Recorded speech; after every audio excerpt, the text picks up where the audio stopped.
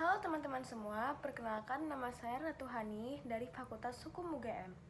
Di video kali ini saya akan membahas tentang prospek kerja yang terdapat di dalam klaster Sosio-Humaniora atau Soshum.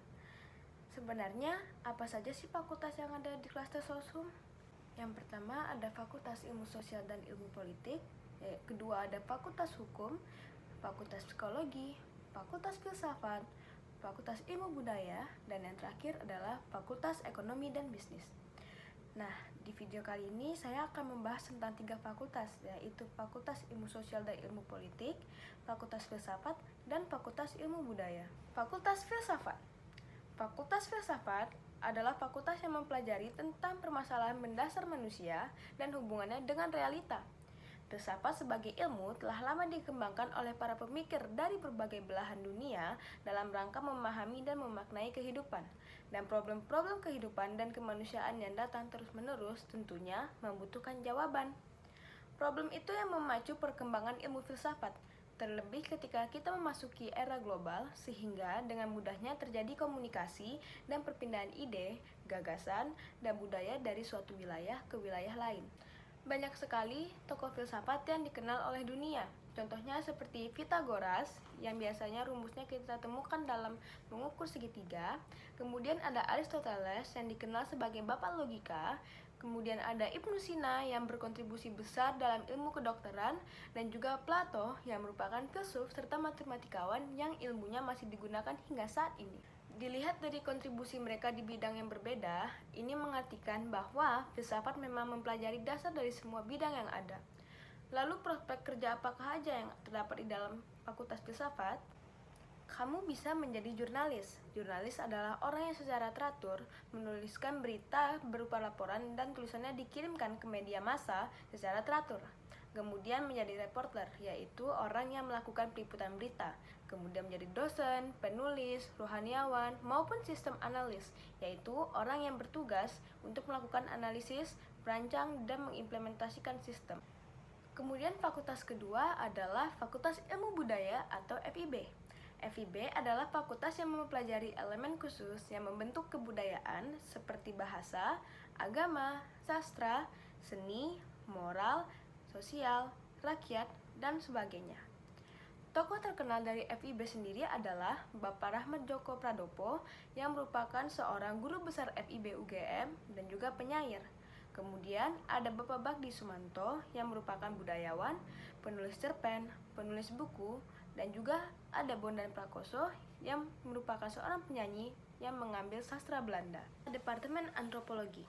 Departemen ini mempelajari seluk-beluk unsur-unsur kebudayaan yang dihasilkan dalam kehidupan masyarakat sehingga kita dapat memahami beragam bentuk fisik masyarakat serta kebudayaan yang dihasilkannya. Prospek kerja yang ditawarkan Departemen Antropologi antara lain adalah wartawan, juru arsip, blogger yang mengajarkan tentang ilmu antropologi, dan juga teknisi museum. Departemen Bahasa dan Sastra. Departemen ini memiliki banyak sekali cabang, antara lain seperti sastra Inggris, Perancis, Jerman, Indonesia, Korea, dan sebagainya. Sastra mempelajari tentang linguistik, budaya bahasa, puisi, prosa, cerita, novel, naskah, dan juga karya sastra lainnya. Di sini teman-teman dapat bekerja sebagai editor bahasa, penerjemah, copywriter, yaitu profesi menulis teks yang memiliki tujuan untuk mempromosikan atau juga memasarkan produk, kemudian jurnalis, staf kedutaan, penulis novel atau cerpen, penulis skrip film, dan juga sebagai aktris ataupun aktor yang memerankan drama dan film. Ketiga adalah Departemen Sejarah. Departemen ini mengajarkan tentang segala peristiwa yang terjadi di masa lalu, mulai dari sejarah zaman kuno seperti Mesir, Yunani, India yang dimulai sebelum Masehi sampai zaman modern di abad ke-20 ini. Ilmu sejarah membuat kita memahami bagaimana sesuatu berubah dari waktu ke waktu, mempelajari pola dan nilai yang terkandung di dalamnya. Prospek kerja yang ditawarkan departemen ini adalah sejarawan, kurator seni, peneliti barang sejarah, dan juga penulis buku.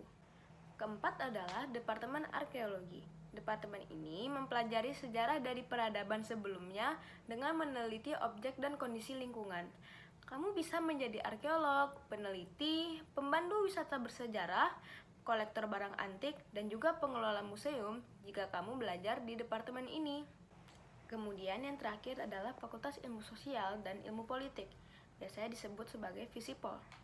Fakultas ini mempelajari ilmu yang menganalisis perkembangan sosial politik dengan menggunakan teori ilmu politik agar memberikan alternatif solusi masalah-masalah soal politik. Fakultas ini dapat membuat kita mempelajari dan memahami bagaimana pemerintahan berjalan dan berinteraksi, dampak kebijakan pemerintah terhadap stabilitas ekonomi dan pertumbuhan negara, dan bagaimana penggunaan hukum dapat mempengaruhi perubahan sosial dan politik. Tokoh-tokoh yang berpengaruh yang berasal dari Visipol adalah para menteri kita, seperti Bapak Pratikno, Ibu Retno Marsudi, dan Bapak Roy Suryo. Kemudian ada Bapak Djoko Utama selaku pendiri Harian Kompas, dan juga Bapak Amin Rais yang pernah menjabat sebagai Ketua MPR. Visipol memiliki 6 cabang departemen. Yang pertama adalah Departemen Hubungan Internasional atau HI. HI mempelajari tentang dinamika hubungan suatu negara dengan negara lain, menganalisa konflik, kesejahteraan, ekonomi, politik, militer, dan perdamaian sebuah wilayah. HI menawarkan prospek kerja seperti hubungan masyarakat, konsultan internasional, diplomat, dan jurnalis. Kemudian ada Departemen Politik Pemerintahan atau DPP. DPP mempelajari tentang prinsip-prinsip dinamika internal dan eksternal penyelenggaraan pemerintahan negara, seperti meliputi proses legislatif, organisasi dan manajemen pemerintahan, sistem pemerintahan negara, sistem pemerintahan daerah, masyarakat sipil, dan sebagainya.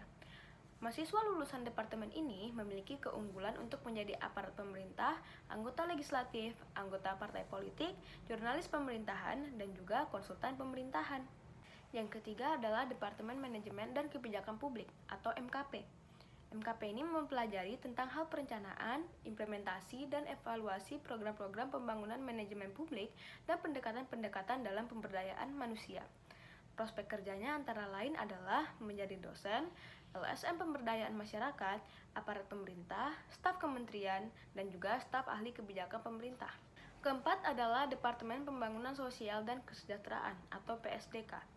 PSDK merupakan studi yang mempelajari pembangunan dengan menekankan bagaimana tujuan sosial itu tercapai dalam pembangunan.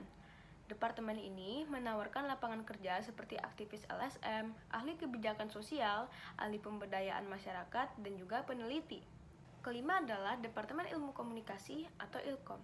Ilkom merupakan bidang studi yang mempelajari komunikasi dalam berbagai tingkatan, mulai dari individu, media, perikel dan publisitas, komunikasi interkultural, komunikasi media sosial, hingga seni.